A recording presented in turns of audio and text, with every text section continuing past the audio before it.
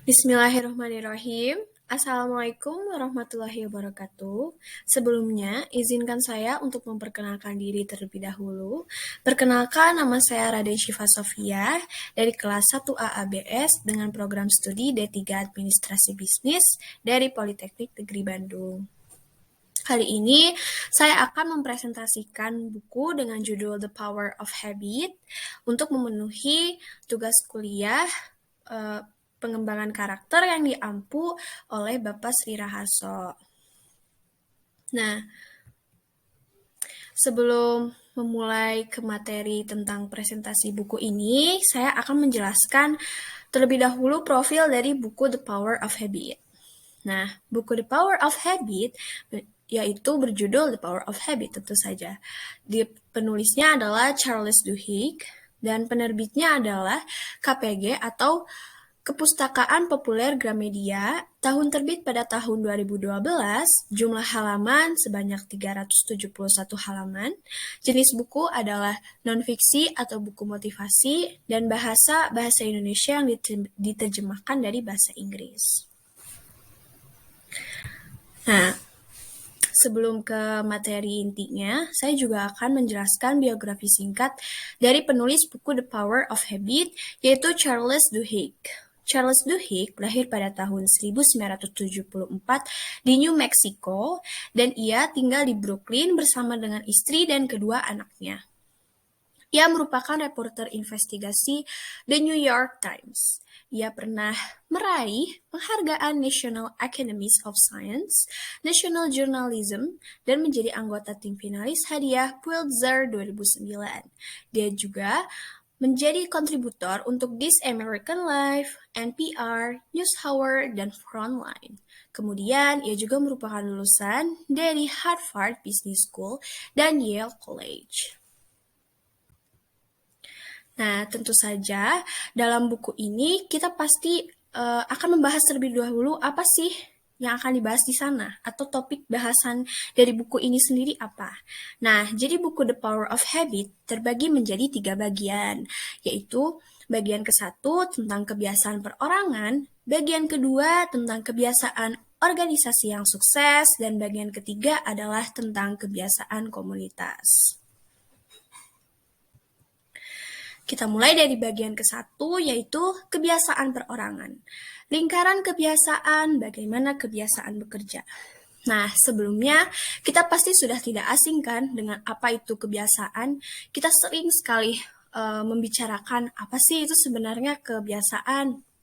Kemudian, kebiasaan kan biasanya identik dengan aktivitas yang sering kita lakukan gitu. Kayak seperti makan, kemudian tidur, atau mungkin belajar, itu juga bisa termasuk sebagai kebiasaan.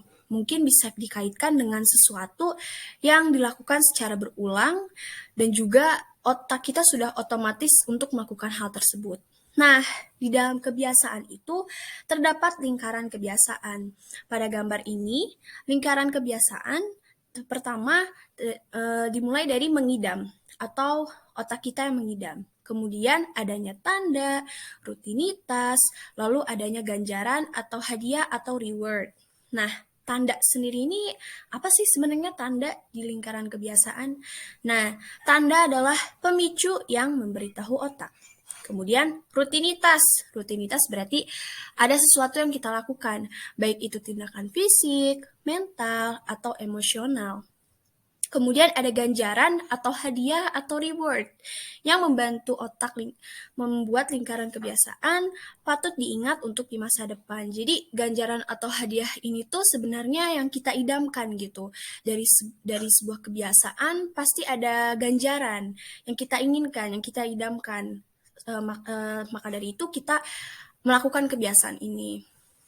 Nah, setelah itu terkait kebiasaan. Nah, kebiasaan, kata para ilmuwan, muncul karena otak terus-menerus mencari cara untuk menghemat upaya. Bila dibiarkan, otak akan mencoba setiap rutinitas suatu kebiasaan. Sebab kebiasaan kemungkinan benak lebih sering bersantai. Jadi, dari yang saya tangkap, bahwa dengan ada kebiasaan ini tuh, otak lebih bersantai gitu. Otak tidak perlu bekerja lebih keras atau memikirkan lebih keras bagaimana cara melakukan aktivitas ini gitu. Misalkan contohnya adalah aktivitas makan, kebiasaan makan. Kita kan pasti kalau misalkan makan itu sudah terbiasa ya, kayak ya sudah kita tinggal kalau kita lapar berarti kita ambil piring atau mangkok atau peralatan makan lainnya lalu mengambil makan kemudian makan dan akhirnya kenyang seperti itu. Jadi kita tidak perlu berpikir terlalu keras untuk melakukan hal tersebut. Nah, mungkin tadi yang lapar itu bisa sebagai kalau di lingkaran kebiasaan sebagai tanda gitu. Otak mengidam tuh ya mengidamkan makanan. Kemudian rutinitasnya apa? Rutinitasnya ya kita melakukan aktivitas makan, kita mulai mengambil makanan. Kemudian ganjarannya apa? Setelah makan itu ya kita kenyang, ganjarannya ada rasa senang, terus juga kenyang gitu. Nah, kemudian kebiasaan bukanlah takdir dan dapat diabaikan, diubah atau diganti. Kita juga pastikan kebiasaan tuh kita pasti misalkan kita punya kebiasaan buruk nih, kita pasti berpikir ingin menghilangkan itu atau ingin mengganti itu. Jadi sebenarnya kebiasaan itu tidak bisa dihilangkan, tetapi hanya bisa digantikan. Tetapi untuk mengubah atau mengganti kebiasaan lama itu butuh proses yang cukup panjang. Karena kebiasaan ini kan terbentuk karena aktivitas yang selalu kita ulang-ulang, selalu kita lakukan secara berulang sehingga seperti poin sebelumnya, otak kita tuh memungkinkan lebih sering bersantai. Jadi kita tidak perlu berpikir terlalu keras untuk melakukan hal tersebut. Nah, kemudian ketika kebiasaan itu muncul, otak berhenti bekerja keras dan berhenti turut serta dalam mengambil keputusan. Seperti yang saya singgung sebelumnya, bahwa dengan melakukan kebiasaan, otak kita tuh sudah terbiasa gitu. Otak kita tuh tidak perlu berpikir terlalu keras lagi untuk melakukan hal tersebut. Dan kita cenderung seperti otomatis saja gitu melakukan rutinitas itu. Ya seperti itu, jadi kurang lebih ya. Jadi intinya kebiasaan bukanlah takdir dan dapat diabaikan, diubah atau diganti. Jadi kebiasaan lama itu sebenarnya bisa kita ganti dengan kebiasaan baru. Nah, selanjutnya adalah otak yang mengidam bagaimana menciptakan kebiasaan baru. Kebiasaan lama tidak bisa benar-benar hilang, namun dapat dikalahkan dengan kebiasaan baru. Kebiasaan baru dapat muncul karena adanya dorongan pada diri kita, maka rangkaian pola neurologis kebiasaan lama telah digantikan oleh pola-pola baru. Nah, dari poin yang sebelumnya tadi itu, kebiasaan itu bukan takdir, kebiasaan itu bisa diganti. Kita bisa memulai kebiasaan baru dan menggantikan kebiasaan lama. Jadi, intinya itu kebiasaan lama tuh tidak bisa benar-benar hilang sebenarnya. Pasti selalu ada gitu dalam kehidupan kita, dalam otak kita juga. Tapi karena ada dorongan yang kuat dari kita, ada suatu pemicu dorongan yang membuat kita ingin melakukan kebiasaan baru, akhirnya dalam rangkaian pola neurologis kebiasaan lama itu telah digantikan oleh pola-pola baru atau kebiasaan lama itu dikalahkan dengan kebiasaan baru. Jadi kita sebenarnya bisa menciptakan kebiasaan baru itu dengan cara kita ada suatu dorongan pada diri kita yang bisa mengalahkan kebiasaan lama, apalagi kebiasaan lama itu kebiasaan buruk gitu ya. Selanjutnya ada aturan emas, mengapa perubahan terjadi. Nah, aturan emas adalah alat untuk menciptakan kebiasaan baru dengan mempertahankan tanda yang sama dan menyediakan ganjaran yang sama, namun menyisipkan rutinitas baru. Nah, di sini kan ada gambar yang tadi lingkaran kebiasaan. Nah, saya akan kaitkan lingkaran kebiasaan itu dengan aturan emas. Di sini disebutkan bahwa aturan emas menggantikan rutinitas atau menyisipkan rutinitas baru tetapi masih dengan tanda dan ganjaran yang sama. Jadi maksudnya di sini apabila kita ingin memulai kebiasaan baru, selain kita perlu dorongan yang kuat agar kebiasaan lama itu dikalahkan dengan kebiasaan baru, kita juga perlu menerapkan aturan emas ini dengan cara menyisipkan rutinitas baru pada lingkaran kebiasaan kita. Contohnya ada seseorang yang memiliki kebiasaan merokok. tentu saja dia mengidamkan kenikmatan rokok tersebut kan. Tanda-tandanya misalkan dia ketika melihat bungkus rokok, dia akan langsung mengambil rokoknya, kemudian dia memulai rutinitas merokoknya. Lalu ganjarannya ya dia merasakan kenikmatan rokok tersebut. Tetapi ia ingin mengubah gitu. Dia ingin mengubah kebiasaan merokok itu menjadi kebiasaan baru yang lebih baik tentu saja, menggunakan aturan emas. Berarti nah, di bagian rutinitas ketika orang itu melakukan aktivitas merokok, gantilah misalkan yang awalnya kita ketika melihat bungkus rokok langsung mengambil rokok lalu langsung merokok seperti itu, gantilah dengan misalkan push up. Ketika kita memikirkan rokok, ketika sudah muncul tanda, ketika otak sudah mengidam, kita ganti rutinitas yang tadinya langsung merokok, itu ganti menjadi push up 5 kali. Maka dari situlah akan terbentuk kebiasaan baru. Tetapi dengan ganjaran atau hadiah yang sama. Jadi ganjaran yang didapatkan meskipun kita rutinitasnya baru, ganjaran yang didapatkan tetap sama. Kita tetap mendapatkan suatu reward atau hadiah yang sama gitu. Kita tetap mendapatkan kenikmatan gitu, meskipun kita berhenti merokok. Contohnya ya kepuasan tersendiri, seperti kita jadi lebih sehat dengan push up itu, atau mungkin kita jadi lebih kuat, badan kita jadi tidak mudah sakit, dan lain sebagainya. Nah, kemudian ada kebiasaan organisasi yang sukses. Di sini ada kebiasaan kunci. Nah, salah satu kebiasaan kunci adalah menghasilkan kemenangan kecil. Jika kemenangan kecil tercapai, maka akan mulai tergerak membuat kemenangan kecil lainnya tercapai. Maka dari itu, kebiasaan kunci pada organisasi yang secara konsisten membangun kemenangan kecil akan membangun sesuatu yang besar menuju kesuksesan. Jadi, pada kebiasaan kunci ini tuh salah satunya adalah adanya kemenangan kecil. Nah, ketika kemenangan kecil ini tercapai, maka akan membentuk atau tergerak gitu, membuat kita melakukan kemenangan kecil yang lainnya. Nah, dari awal kemenangan kecil yang terus-terus bergerak ini akan membawa organisasi secara konsisten membangun sesuatu yang besar menuju kesuksesan. Jadi kebiasaan kunci ini penting untuk kita temukan gitu. Tidak hanya pada individu saja, tetapi pada organisasi pun kebiasaan kunci ini sangat diperlukan. Contohnya adalah menghasilkan kemenangan kecil. Nah, kemudian ada kekuatan tekad.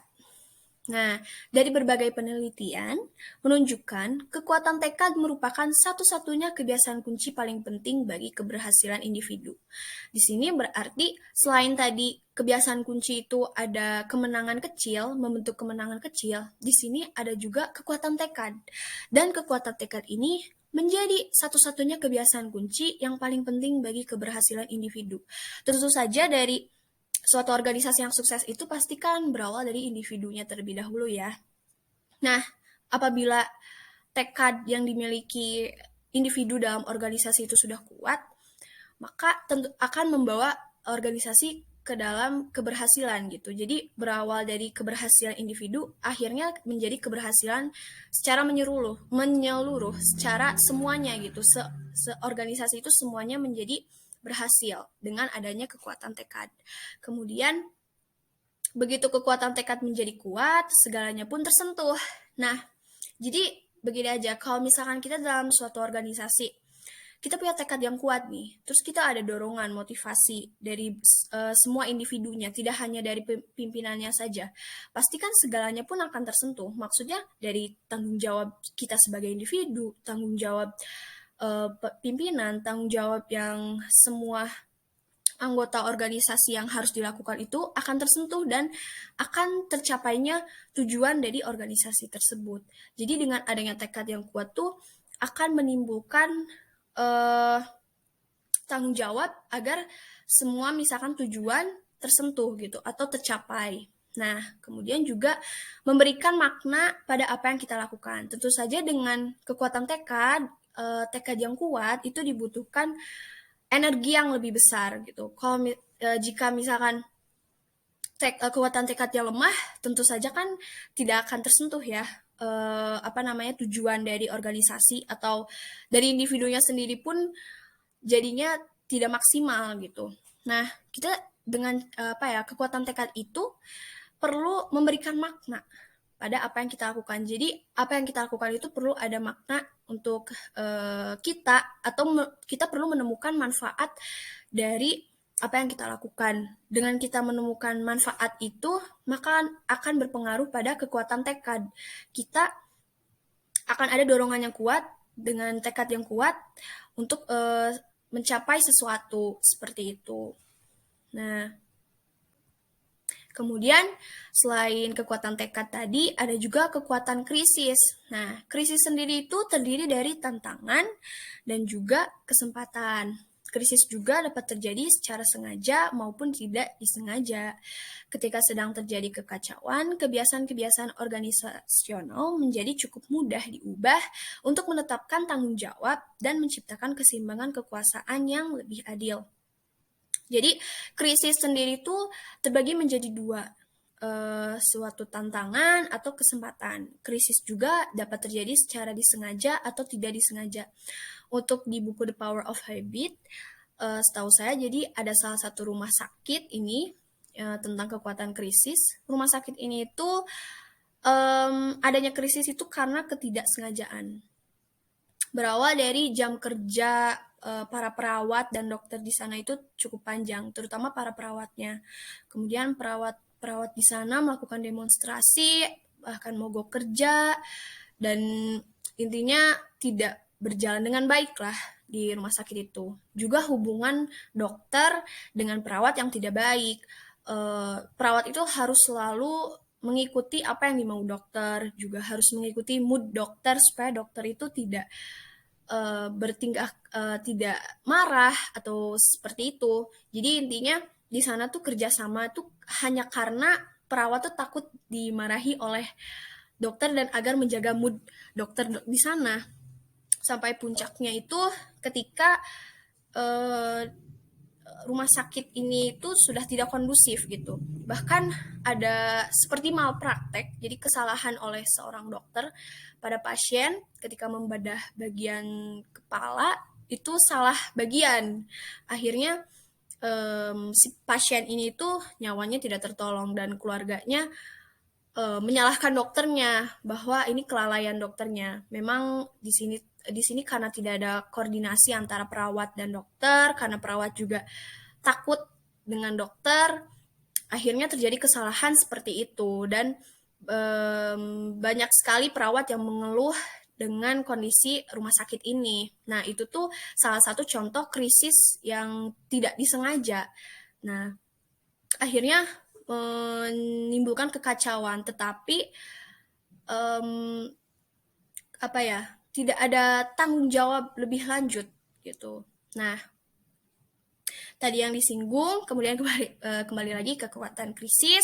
Ketika sedang terjadi kekacauan, kebiasaan-kebiasaan organisasional menjadi cukup mudah diubah untuk menetapkan tanggung jawab dan menciptakan keseimbangan kekuasaan yang lebih adil. Jadi, adanya krisis ini sebenarnya bisa jadi kesempatan untuk merubah kebiasaan organisasional gitu menjadi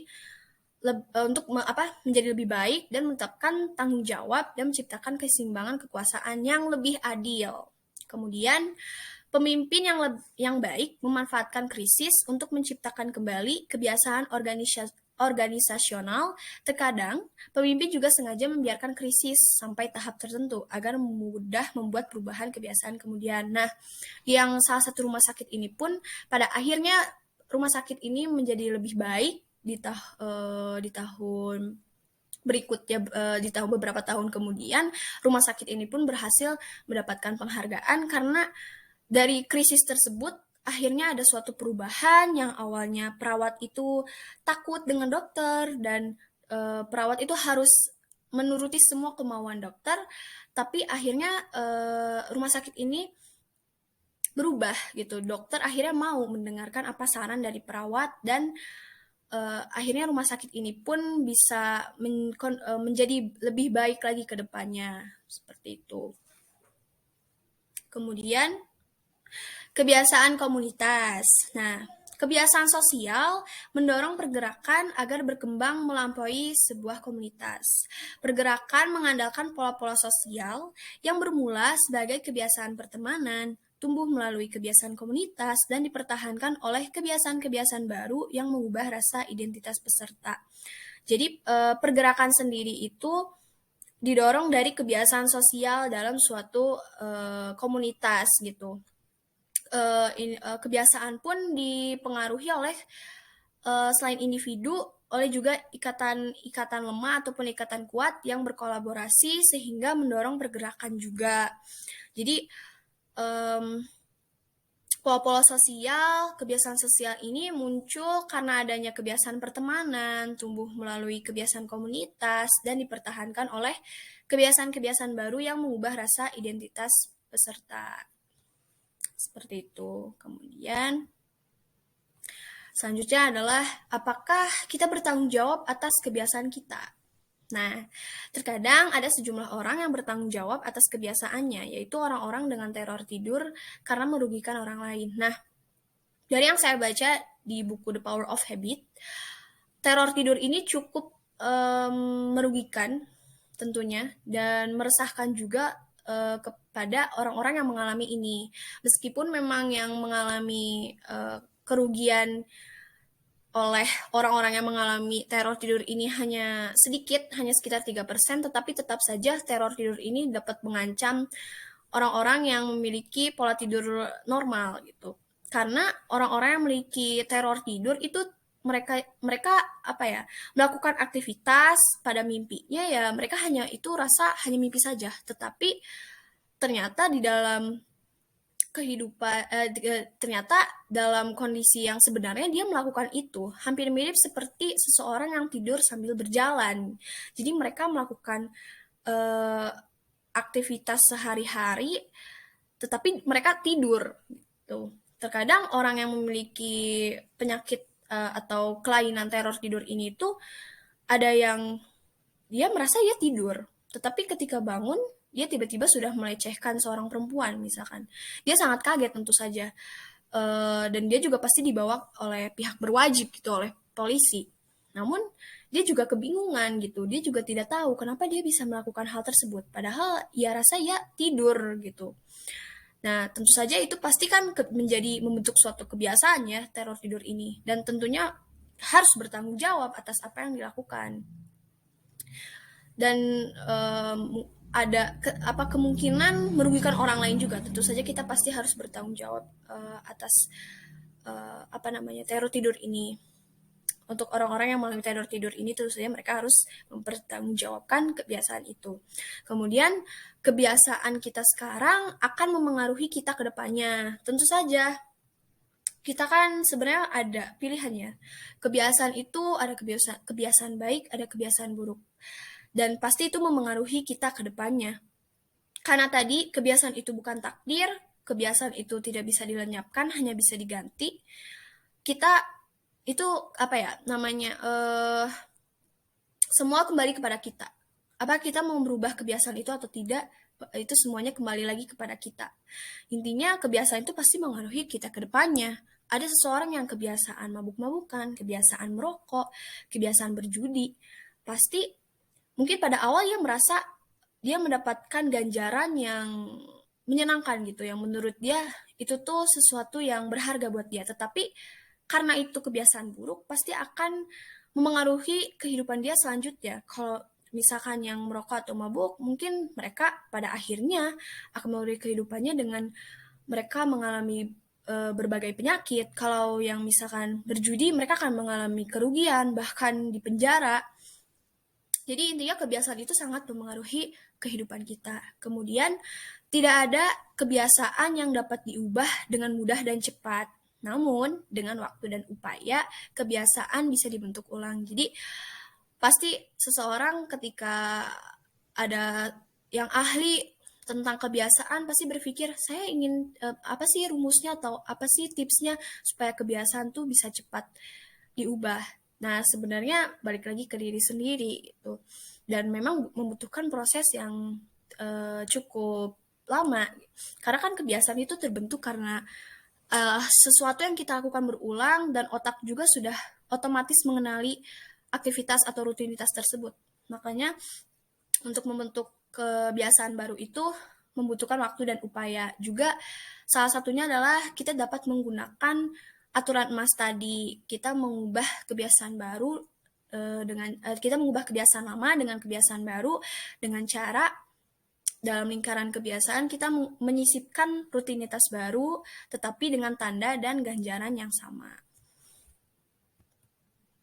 Kemudian kesimpulan, menurut saya kesimpulan dari buku The Power of Habit ini adalah jadi buku ini memang intinya membahas tentang kebiasaan, baik itu kebiasaan perorangan, kebiasaan organisasi yang sukses, atau kebiasaan komunitas. Nah, kebiasaan sendiri tentu saja tadi seperti yang saya sebutkan sebelumnya sangat memengaruhi kehidupan kita.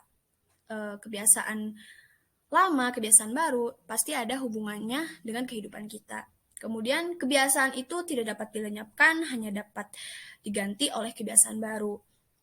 Jadi di dalam otak sendiri kebiasaan baru, jadi kebiasaan lama itu dikalahkan oleh dorongan kebiasaan baru dan pola neurologis kebiasaan lama pada otak kita itu tergantikan oleh pola-pola baru. Jadi intinya kebiasaan lama itu tidak bisa kita lenyapkan ya, hanya dapat digantikan saja gitu.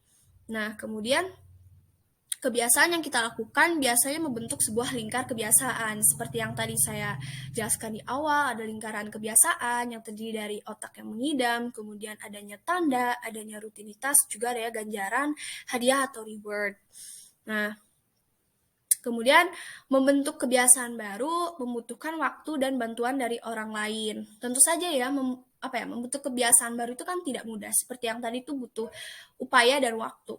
Nah, selain ada dorongan yang kuat dari diri sendiri, pasti kita juga butuh bantuan dari orang lain untuk menyemangati lah setidaknya kepada kita agar kita dapat mengubah kebiasaan lama, terutama kebiasaan buruk, menjadi kebiasaan baru yang lebih baik untuk kita ke depannya. Sekian yang dapat saya sampaikan. Mohon maaf bila ada kesalahan. Wassalamualaikum warahmatullahi wabarakatuh. Terima kasih untuk perhatiannya.